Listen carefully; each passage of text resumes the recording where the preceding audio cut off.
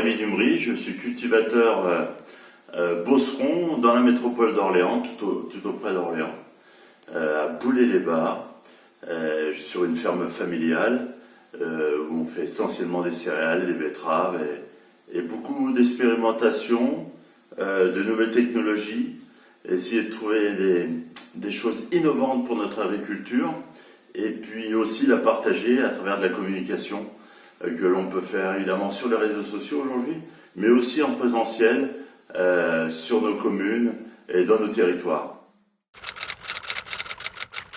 Alors à travers un projet financé par l'Europe sur des fonds FEDER au niveau du pays Loire-Beauce, on a fait un projet pendant 3 années avec une compagnie de théâtre qui s'appelle les Fous de Bassan, qui avait pour but de recréer du lien au niveau de nos campagnes.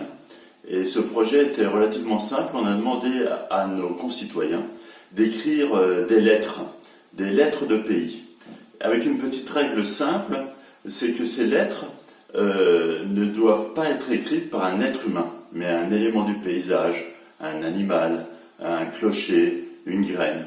Et j'ai eu le plaisir d'écrire plusieurs lettres. J'ai écrit une saga d'un grain de maïs qui arrivait en Beauce, qui s'est développé et qui après allait rejoindre l'alimentation animale dans un autre pays. Toute cette histoire a fait partie de 476 lettres qui ont été collectées et qui ont donné après toute une suite culturelle au niveau de notre territoire.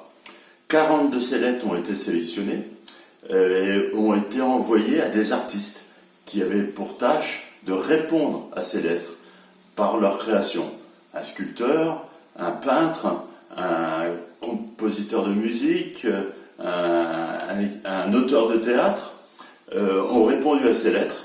Et avec toute cette matière, la 3e année, nous avons fait 4 grandes fertilités, c'est-à-dire 4 week-ends dans chaque chef-lieu de canton, où nous avons présenté toutes les œuvres des artistes, et bien sûr, la compagnie, avec quelques soutiens, a lu toutes ces lettres devant un public qui a été conquis. Voilà comment on peut simplement, avec une petite idée, recréer du lien et parler de notre territoire directement à nos concitoyens qui vivent sur nos communes aujourd'hui. Au bout de ces 3 années, on s'est reposé la question, est-ce qu'on ne pouvait pas renouveler cette expérience qui a été très heureuse? Et en fait, on a reciblé essentiellement sur l'agriculture. Et en fait, on a demandé au monde agricole, les agriculteurs, mais aussi tous les techniciens, tous ceux qui vivent de l'agriculture sur notre territoire, d'écrire des lettres, et seulement eux. On a été surpris, on a eu plus de 100 lettres, et on a recommencé à les renvoyer à des artistes, et puis à faire des week-ends autour, mais cette fois ciblés sur la communication et sur l'agriculture. En créant des événements culturels comme ceci, ça nous permet d'attirer un public qui est différent et qui n'est pas forcément à l'écoute du milieu agricole. Contrairement à faire une ferme ouverte ou à faire des kermesses ou des comices dans nos territoires où on attire souvent des gens qui sont intéressés un peu par l'agriculture, en faisant des événements culturels à travers le théâtre, à travers les expositions de peinture ou de sculpture, on attire un public différent et qui nous permet de communiquer sur notre métier et sur l'agriculture.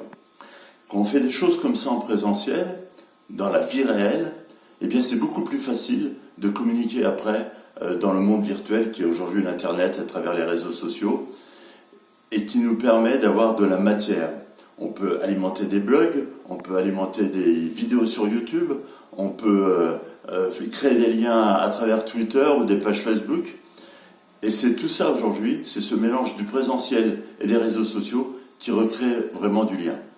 Les retours qu'on peut avoir à travers ces réseaux sociaux nous montrent que les gens sont en attente non pas de communication agricole, mais d'information sur notre métier.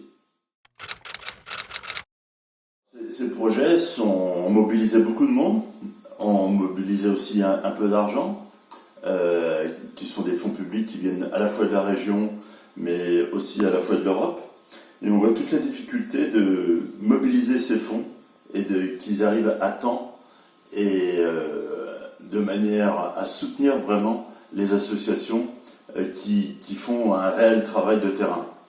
Souvent, il y a des décalages entre l'attribution d'une subvention et le versement d'une subvention. Et ça, il faut faire très attention, ça peut faire capoter tous les projets possibles. Ça a été la plus grosse difficulté. Mais il faut dire aussi qu'il faut aussi des éléments moteurs, des gens qui poussent et qui ont évidemment de l'initiative, et on s'aperçoit que finalement on peut facilement mobiliser un grand nombre de personnes. Maintenant, je vais vous parler peut-être des enjeux de notre agriculture, des enjeux aussi de notre 21e siècle, qui a déjà bien débuté, puisque nous sommes déjà à plus de 20 ans. Et ce grand défi du 21e siècle, c'est l'énergie. Comment trouver assez d'énergie pour tous les humains. Alors à travers l'énergie, évidemment, il y a l'énergie pour nos machines, que nous avons tous besoin aujourd'hui, nos machines virtuelles ou nos machines qui nous servent à produire tous les jours, mais aussi l'énergie pour nous alimenter et nous nourrir. À travers l'histoire de l'humanité, il y a toujours eu des famines. En 1800, quand nous étions 1 milliard sur Terre, il y avait déjà 800 millions de personnes qui souffraient de la faim. Aujourd'hui, nous allons être bientôt 8 milliards sur Terre, et il y a toujours presque 800 à 900 millions de personnes qui meurent de faim. Donc l'alimentation reste un enjeu essentiel pour l'humanité. L'enjeu du 21e siècle est évidemment l'humanité. Comment l'humanité peut rester une communauté solide et importante sur notre planète. Souvent on entend qu'il faut sauver la planète pour nos enfants. Évidemment c'est louable, il nous faudra une planète qui soit vivable et qui soit un petit paradis pour nos enfants. Mais moi je suis un peu plus inquiet de savoir quelle planète nous allons laisser à nos enfants, mais aussi quels enfants nous laissons à notre planète. Comment les rendre responsables de cette communauté et de l'humanité? Je crois que le vrai enjeu, il est là. Quels enfants allons-nous laisser à notre planète?